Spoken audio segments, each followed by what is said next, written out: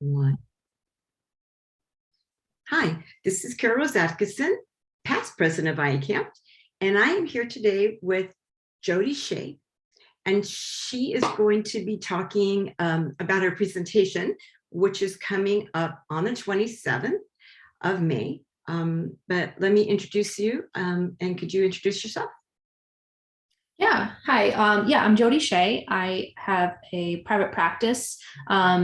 I'm based out now in Yorba Linda, but I do all online work. And my practice is pillow talk therapy. So I see clients in California and Florida all online. And it's interesting because the focus of my practice is actually relationship and sex therapy. But I received IFS training back in grad school, and I have always been looking for how to integrate that. And so that's actually what I'm going to be presenting on. But it's just really interesting. I've been kind of using it more and more as my practice has kind of gone on, but it's been something I've loved since, the start of my therapist journey. Well, I'm really interested to see, if what I think is IFS is actually, because I come in when in the 80s we were doing all the inner child work, and I'm always figuring out what is my little girl telling me, and I teach that to my clients, and it became ego states and parts work, and all these different things that I'm not for sure that those are what you're talking about. Yeah, there probably is a lot of overlap. It's, even though our parts can present in any manner. So I have some where I tell people, because, when you start doing this work, one of the first parts I come across often is a logical part. And that one we don't always necessarily kind of visualize, and it's kind of heady, but that'll often be one of the first ones that comes in. It's like, what are we doing? Realizing, what am I talking to myself? Like, they'll kind of get your questions like that. But I kind of tell them that their parts can look like anything. It could be something very vague, which those ones tend to kind of cause people, from my experience, more distress. Like, if I've had a part back in the day that was, I experienced it like a black fog. Mm-hmm. You really couldn't get anything tangible, and it was actually very distressing because you felt like you were just kind of surrounded by it. You were in a dark room. You couldn't really see it or connect with it. It was just like you're just feeling it looming around. I've had people where they're more like cartoon characters, or inanimate objects, or sometimes people. And yeah, oftentimes when you start working with these parts, not only can they transition what they would visually look like, and oftentimes there can be ones that come off really scary, but then they kind of transition as they become more safe with you into becoming something less scary. But then also those parts that are the ones that hold a lot of our pain oftentimes do present as those inner child, small child crying in the corner kind of thing. And that very much, so it's almost like there's so many options. But like with most types of therapy, there tends to be a trend that happens. Mm-hmm. And so I do think there's a lot of overlap between some of that work. Yeah, it makes sense to me. When you were talking about, the pain, I'm trained in EMDR, brain spotting, havening, these somatic types of trauma treatments, and they talk about concretizing your pain, whether you draw it or however that works, to have it solid and then maybe throw it away, or being able to take charge of that is kind of cool. Mm-hmm. But the other thing that I'm seeing in an overlap is I also work with a lot of DID. So of course, they have parts. Some call them different things, whether you want to call them alters or voices or whatever they are, holding the memory of that particular thing. Mm-hmm. I have used that with those clients as well, what you're talking about, because, I just tell them, go look up ego states, go look up parts work. I mean, it doesn't have to be scary. Right. Yeah. And I remember when I was in grad school, like after, it was either during or after I was learning this, it was probably a little bit of overlap there. I actually, it's not always looked upon in a positive light, but I actually was kind of going toe to toe with a psychiatrist, at my site at the time, because I was working with a client who there was kind of a suspicion that, she had one of those kind of multiple personality type disorders. And, the psychiatrists were very much like, we don't acknowledge that they exist. And I'm like, that goes against all of my training. Like, is that working out for you to just there? I love it. And I think, even in media, that's been one of like the most inaccurate facts, is that if it really is that, they don't have acknowledgement of each other. And there's a complete cutoff. And, this client, I worked with them, and they loved IFS. Like this was actually one of the few clients that had done this. They came in and this was a younger client too, maybe like teens or so. And they came in and already had, I kind of like to call it, it's like either depending on the generation, either baseball or kind of like Pokemon cards, where I tell them, we're mapping this out. What's the picture? What's its name? What's its job? How does it present? Have a catchphrase? What's its power? And that client came in and was like, I found this one and this one and this one. And it really took off. And yeah, it's like, even if those parts of that client were not always helpful, it was real for them. And they actually became very invested in the therapy process because of it. So I thought that was amazing. Well, what I do, it sounds like what you do. I have clients that have 20 personalities. In the beginning, we would do, check-ins with them, but later on, I've been to DID trainings, and they talked about what they call the honchos, the protectors. But with that said, it's like, they are a family system. Right. So in my mind, and I tell the client that, I see all those people sitting on, like, I bring them into the family room, even if there's one of them. But I'm like, but I see those people. And when they pop into therapy, I say, how are you? What's been going on? It's been a while. Yep. Just a connection. And it's amazing how much work you can do. I've never really thought of this before, but really, how much work you can do thinking of most things as family systems. That's how I work with hoarders. Yeah. I bring in the family. I don't bring in the hoarder. Later on, maybe if they're, up to it, but pretty much it's, the enablers in the family that we're working with. Yeah, that's accurate.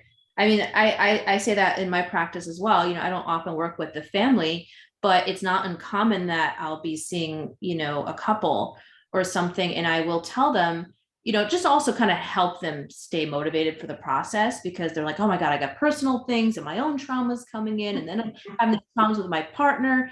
And that can feel very overwhelming when you're coming to therapy and you got a list of 20 different things that are problems in your life or your relationship. And so I'll highlight for them that the same way that you are talking to each other is the same way that you're going to be talking to your parts, right? Or your kids even. I like to tell clients that working with your parts is kind of like working with toddlers. They're feeling what they're feeling. It's very loud and in charge, and they're not in a logical place. It doesn't work just to say, stop it. Like, no, that's going to cause this temper tantrum. Right. And so you have to do, what we see in all these like positive parenting videos these days is, and I tell them, even this is the same thing that they see that I'm doing with my clients in the session. You're managing your tone of voice. You're helping regulate them by, speaking slowly and calmly and saying, hey, what's going on? How are you doing? Okay. No, you can't scream in my face. No, I can't hear you when you're doing that. Having boundaries. Yeah.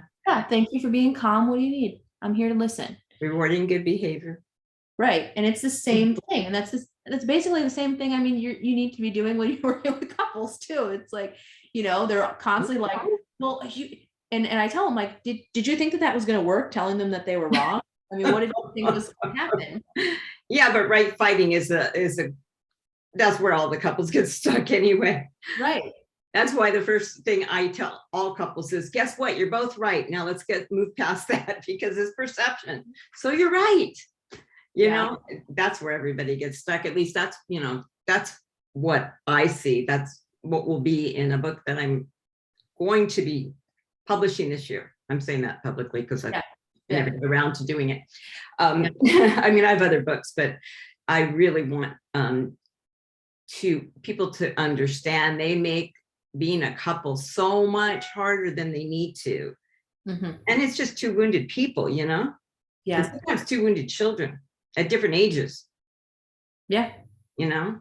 I learned in an anger training, like we grow up with these different rules, you know, the family rules and all that. And sometimes they come into it when we're little, or maybe immature when we're teens or adults. And we can shift those rules once we know they're there. Like negotiate with our partner. Which is kind of cool. So I'm looking at your objectives. And you know, you're like me in the sense that simple. I love this. So you're going to name 6 basic assumptions of IFS, which I need to learn this stuff. The 4 goals. Identify the 3 roles of parts and understand the role of self, which is going to be interesting to me because of all my trauma training. You know, we always do look for the developmental trauma. That I'm seeing the overlap, but I'm not sure. Well, I don't understand it in comparison to what you're going to be teaching. It's going to be valuable for me. And then understand the basic steps toward creating change. Yeah. Makes sense? Interview question. How do you do change?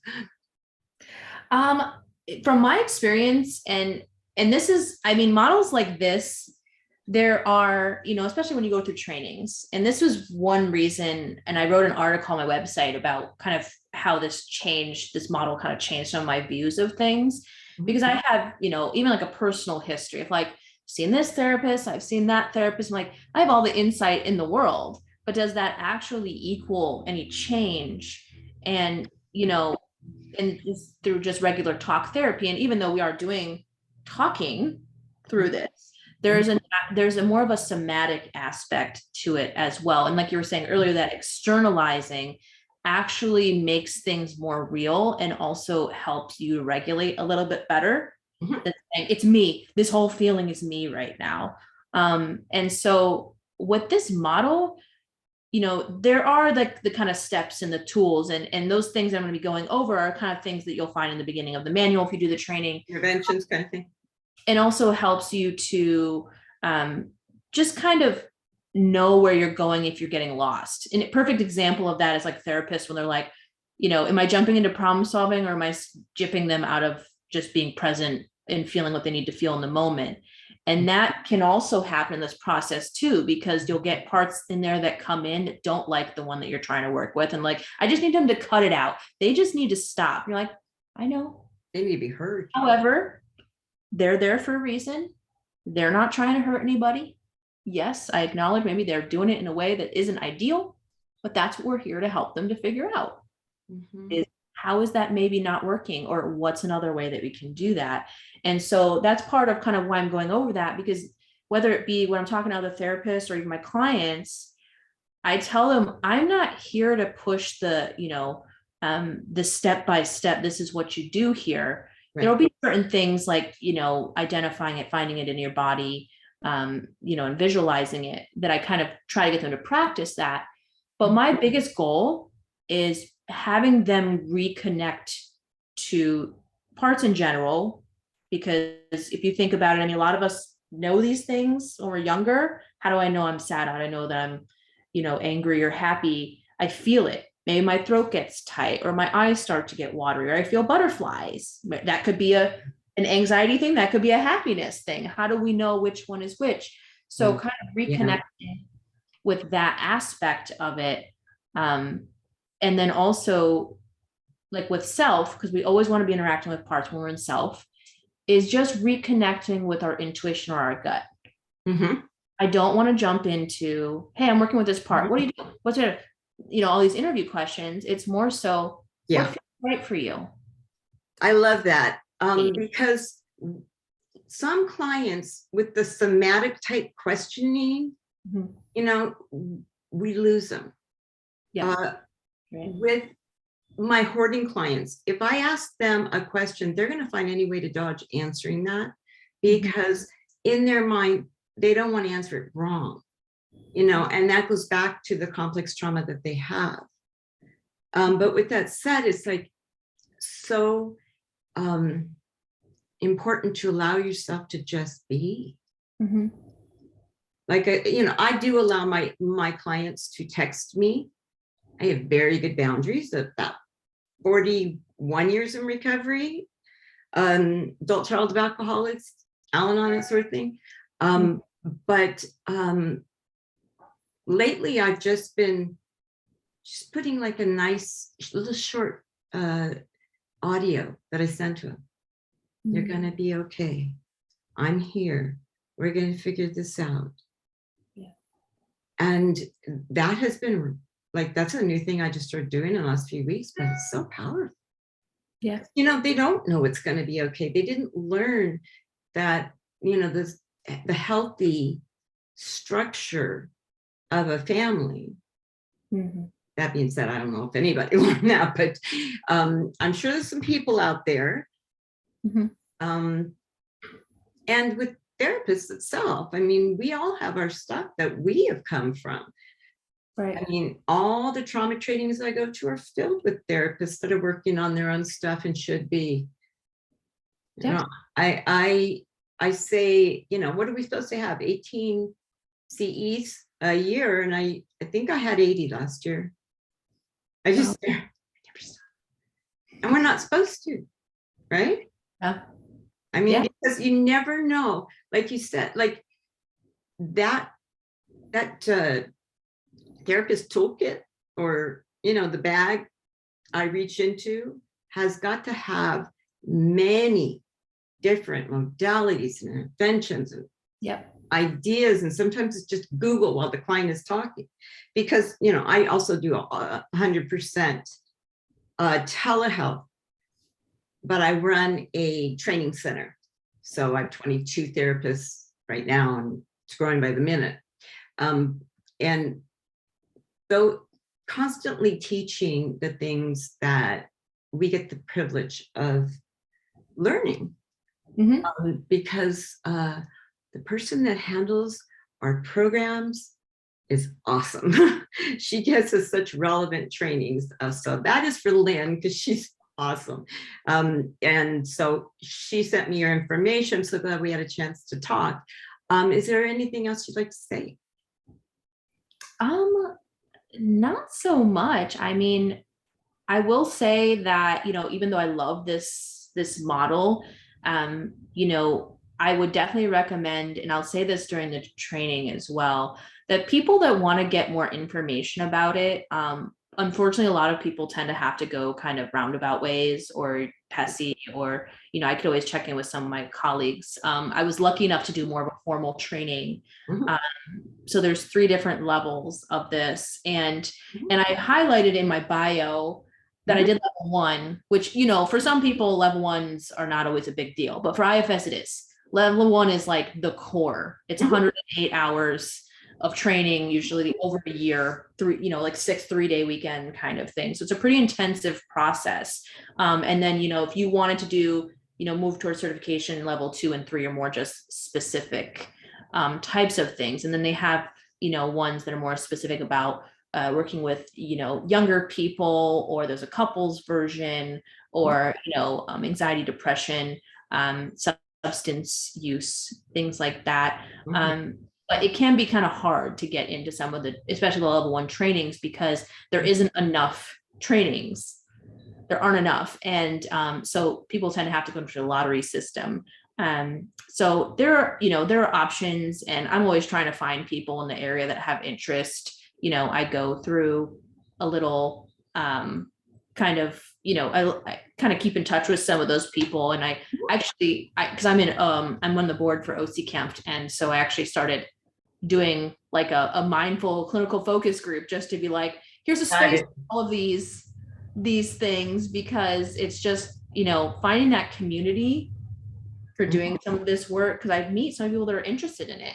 And unfortunately, you know, really in like the formal process, it can be really difficult and a little disjointed, but it's just, there's hope out there. If it's something that you are interested in, you know, a lot of people online and stuff trying to go the same path. So, but I know that that's been a little disheartening for some people, you know, whereas, you know, other models like EMDR, and they're a little bit better with their marketing and their availability. But a lot of people with IFS, there's been a little bit of a problem there. Well, there was a disconnect for a long time with the EMDR. I mean, most people didn't know what it was. And I tend to get trained, not certified in. You know, most of us kind of do that. But then I moved on to brain spotting, which a lot of people are now doing. Most of the people that are in my trainings were EMDR that moved to brain spotting, moved to havening, and other kinds of modalities, because sometimes they get stuck in one treatment and not in another. Yeah. So you should see my videos around. We send them to the OC Shrinks in Facebook. Yep. Goes to about 30 different places. So if you could, I'll need your information so I can post all that. And her training is going to be on the, did I say 27th, from 9 to 11. And of course, it is going to be virtual. And with that said, that means that if you are in Washington, you can go. And we do have people from all over the country, not necessarily getting those CEs, but getting the training. Yeah. You know? Yeah. Which in the end gets you, you know, the longest resume in town. I know, mine's 7 pages. Which probably means I'm really old, but we're not going to talk about that today. Anyway, with that said, yeah, I was just doing my goodbye message to Camft as the president. I was president for 3 years, and what I did say in there is being a volunteer can change your life, and that I really, really recommend it. So I'm glad to hear that you're doing that. Those connections are like, they can stick with you forever, and they refer to you, and it's, you know, it's such a nice world. And frankly, there's enough people for everybody. Yeah. You know, we don't have to compete. Yeah, right. Yeah. Some people think you have to, but you really don't. I mean, refer, you know this, I will know that. And if I have a client that needs that, or the other thing you were talking about, and I don't know, like specifically the title, I know it was about sex, which is always interesting to anybody. Then we refer. Yeah. Yeah. So if you could leave your information with me, and if you could just stay a minute after, I'd appreciate it. But with that said, guys, we're looking forward to seeing you. Now, remember, we close our trainings on Wednesday before the Friday. So you need to sign up before then, because it gets a little sticky on getting out the PowerPoints and all the stuff at the last minute. So we've decided to do that. And with that said, we tend to have big trainings. So, hopefully a lot of people will sign up. Quite often there's at least 100, which means we do a webinar. So with that said, I will see you at the training.